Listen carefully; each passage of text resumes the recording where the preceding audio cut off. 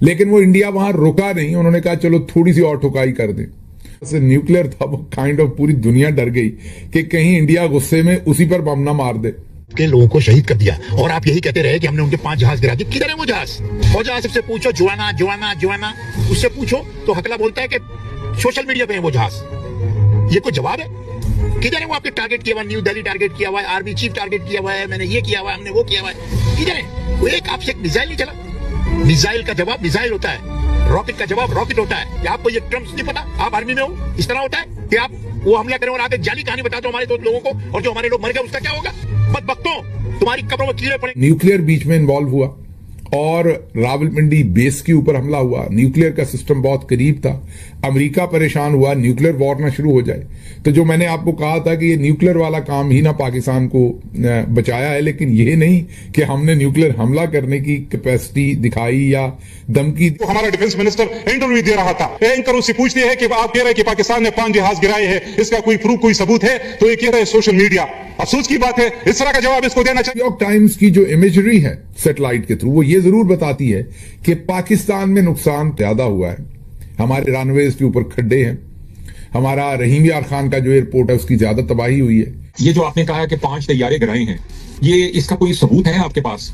तो अब वज़ीर दफा साहब फरमा रहे हैं कि सबूत है हमारे पास। ये वजीरिस्तान के अंदर ड्रोन हमला हुआ है और मुबैना तौर पे ये ड्रोन हमला पाकिस्तान की जानिब से हुआ है। इस ड्रोन हमले में 4 बच्चे शहीद हो गए हैं जबकि 3 जख्मी हुए हैं। मुख्तलिफ इतलात के मुताबिक कुछ इतलात ये कह रही है कि 3 बच्चे शहीद हुए हैं। ये सहमे सहमे बच्चे और ऊपर से ड्रोन।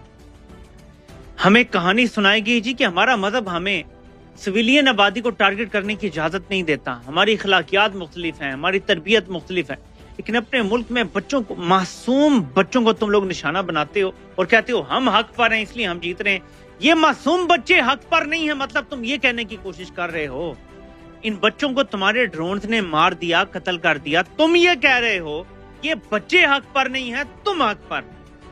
वो बच्चे अगर काफिर भी हो के घर पैदा होते तो इस उम्र में बच्चा जो शहीद होता है वो शहीद कहलाता है, वो जन्नत में जाएगा, उसका कोई लेना देना नहीं है कुफर से या किसी चीज से।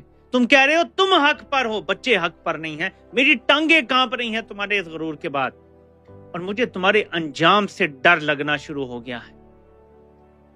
अल्लाह ताला को तकब्बुर गरूर ये पसंद नहीं है। देखें फिरौन को किस चीज की सजा दी गई, जरा गौर कीजिएगा। तकब्बुर की। शैतान जो फरिश्तों का सरदार बना दिया गया था, इतनी इबादत की थी उसने, आप मुझे बताएं कि क़यामत तक के लिए उसको खुली छूट दी और हमेशा हमेशा की दोज़ख की बशारत सबसे पहले जिसको दी गई वो शैतान है। क्यों? कुरान कहता है कि वो तकब्बुर में आ गया था। तो यार तकब्बुर तो शैतान करता है, इंसान तो नहीं करता, इंसान को ज़ेब भी नहीं देता। शैतान ने तकब्बुर किया, अल्लाह ताला ने उसको बैनिश कर दिया, हमेशा हमेशा के लिए उस पर लानत हुई। अपने ग्रोह के साथ वो जहन्नुम के बदतरीन गड़े में जाएगा, अल्लाह रब्बुल इज्जत ने पहले ही बता दी। यार कैसे इतना गरूर, इतना तकब्बुर के जी हम सही हैं और वो गलत है। यानी ये देखें तो सही। मजीद कहा कि बलोच यकजहती कमेटी इंडिया की प्रॉक्सी है। बलोचिस्तान सिर्फ बलोचों का नहीं, इसमें 30% पश्तून है। हमें अल्लाह फतह दे रहा है, अगर ये हक पर होते तो ये गालिब होते, हम गालिब हैं। बस इसके बाद अब मुझे थोड़ा सा सोचने का मौका दे दो मेरे पाकिस्तानी, और आप भी